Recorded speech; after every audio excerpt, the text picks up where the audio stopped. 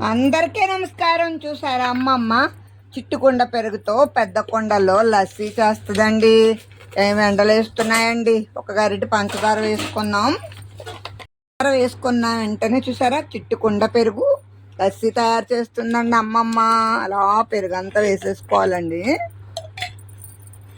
మళ్ళా వాటర్ అండి, అదే కుండ. సరే చక్కగా చిలుక్కుంటే లస్సీ తయారైపోతుందండి.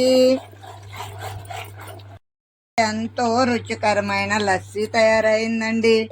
మీలో ఎంతమంది ఇలా మజ్జిగలో పంచదార కలుపుకొని తాగుతారో వేసవకాలం కామెంట్ చేయండి. అమ్మమ్మని బాగా ముందుకు తీసుకువెళ్తున్నారండి. ఇంకా బాగా ముందుకు తీసుకువెళ్ళండి. అమ్మమ్మ టేస్ట్ చేసి కూడా చెప్తుందండి. ఉంటాను. Bye bye.